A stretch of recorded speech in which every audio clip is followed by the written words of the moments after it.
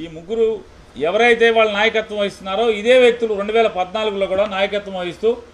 ఈ రాష్ట్ర ప్రజలకు కూడా మాట ఇవ్వడం జరిగింది, 5 కోట్ల మంది ప్రజలకి. ఆ మాట ఇస్తూ సంతకం పెట్టి వారి ఫోటోలు వచ్చేసి ఇచ్చినటువంటి హామీలన్నీ కూడా తుంగలో తొక్కి ఏ రకంగా అధికారం పొందిన తర్వాత ప్రజల్ని దగా చేశారో, మోసం చేశారో ఒకసారి ఆలోచన చేయమని చెప్పని జగన్మోహన్ రెడ్డి గారు చెప్పడం జరిగింది. అలాగే 2019 సంవత్సరంలో జగన్మోహన్ రెడ్డి గారు ఇచ్చినటువంటి మేనిఫెస్టో ఏ రకంగా 99% అమలు చేయగలిగాడు అంటే ప్రజల్లో ఒక నమ్మకాన్ని కలగజేసుకున్నాడు. రాజకీయ నాయకులు అంటే ఓటు అడిగేప్పుడు అనేక సుష్ట వాగ్దానాల్ని, రంగురంగుల మాటల్ని ప్రజల్ని ఆకర్షించుకునే దానికి ఏ రకంగా మాయమాటలు చెప్పి అధికారం పొందిన తర్వాత 2014 నుంచి 19 దాకా చంద్రబాబు నాయకత్వంలో జనసేన పార్టీ, భారతీయ జనతా పార్టీ ఏ రకంగా మోసం చేసినాయి, దగా చేసినాయి. మళ్ళీ ఇవాళ 5 ఏళ్ల తర్వాత అంటే 5 ఏళ్ళ అధికారాన్ని అనుభవించి మళ్ళీ 2024కి వచ్చేప్పటికీ మళ్ళీ కొత్తగా జగన్మోహన్ రెడ్డి గారి పథకాలనే పేర్లు మార్చి, రంగులు మార్చి, అంకెలు మార్చి అవన్నీ కూడా మేమే చేస్తామని చెప్పని ఏ రకంగా వస్తున్నారు. ఇవాళ జగన్మోహన్ రెడ్డి గారు కేటగారికల్గా చెప్పారు, సాలీనా ప్రజలకి నేరుగా లబ్ధి చేకూర్చేటువంటి పథకాలు సంవత్సరానికి 70,000 కోట్ల పైచిలకు ఖర్చు పెట్టి ఇచ్చిన మాటను నిలబెట్టుకుంటాకి ఎన్ని ఇబ్బందులు పడ్డారో, ఏ రకంగా ఆర్థికంగా కష్టతరమైనటువంటి పరిస్థితుల్లో కూడా మరి 70,000 కోట్లు ఖర్చు పెట్టడానికి ఇబ్బంది ఉంటే ఇవాళ ఈ కూటమి ఏదైతే భారతీయ జనతా పార్టీ, తెలుగుదేశం పార్టీ అలాగే జనసేన పార్టీ 1,50,000 కోట్ల రూపాయలు సంవత్సరానికి మేము ప్రజలకు నేరుగా అందిస్తామని చెప్పేటువంటి దొంగ మాటలతో, మాయ మాటలతో ఏ రకంగా మసిపూసి మారాడికాయ చేస్తూ సూపర్ 6 అని, సూపర్ 10 అని,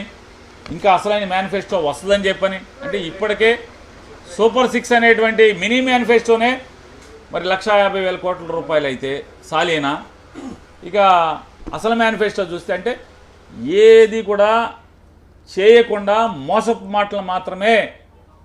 ప్రజల్ని మోసం చేయటానికి మరొక మారు ఈ ముగ్గురు కలిసి బయలుదేరారు. ఇవాళ భారతీయ జనతా పార్టీ కూడా ప్రభుత్వానికి మాకు ఓటేయండి, ప్రతి మనిషికి ప్రతి మనిషి అకౌంట్లో 15 లక్షల రూపాయలు అకౌంట్ వేస్తా ఉన్నారు, డబ్బులు వేస్తా అన్నారు. తర్వాత ఏంటయ్యా అంటే అవన్నీ కూడా రాజకీయాలు అట్లాగే మాట్లాడతామని చెప్పని అమిత్ షా గారు మాట్లాడినటువంటి పరిస్థితులు మనం చూసాం. అంటే ఎన్నికల ముందు వీళ్ళు మాట్లాడే మాటలు ఎన్నికలైన తర్వాత రాజకీయాల్లో సరదాగా మాట్లాడతాం ఇవన్నీ కూడా అని చెప్పినటువంటి భాషను మనం ఇన్నున్నాం. అలాగే చంద్రబాబు నాయుడు గారు కూడా రైతులకు ఇచ్చినటువంటి హామీల్ని ఏ రకంగా మోసం చేసి అడిగితే రైతులకు వచ్చేసాయా, ఎవడన్నా అన్ని అప్పులు తీరుస్తాడా, ఎవడా ఈ మాటలు మాట్లాడేది, ఇంకెంత తీరుస్తారా అప్పులు అంటే 84,000 కోట్ల 85,000 కోట్ల రూపాయలు ఉన్నటువంటి రైతులకు మొత్తానికి ఎన్నికల ముందేమో మీ బేషరతుగా రైతులందరూ రుణాలని మాఫీ చేస్తాం, రైతులు వాళ్ళ ఇంటి ఆడపడుచులు లేదా ఇంట్లో కూతుర్లు నగలేమన్నా వ్యవసాయ అవసరాల కోసం తాకట్టు పెట్టుకుంటే ప్రతి నగని కూడా మీ ఇంటికి తీసుకొచ్చి ఇస్తామని చెప్పినటువంటి ఈ చంద్రబాబు నాయుడు గారు, భారతీయ జనతా పార్టీ, జనసేన పార్టీ ఎన్నికలైన తర్వాత 15,000 కోట్ల రూపాయలు ముక్కలుగా వేసి చేతులు కడుక్కున్నటువంటి పరిస్థితి. ఇంకా దబాయింపు, ఎవడా అత్యాశ పడతారా మీరు, రైతులకు అత్యాశ ఎక్కువ, మొత్తం రుణాలన్నీ మాఫీ చేస్తారా అని చెప్పినటువంటి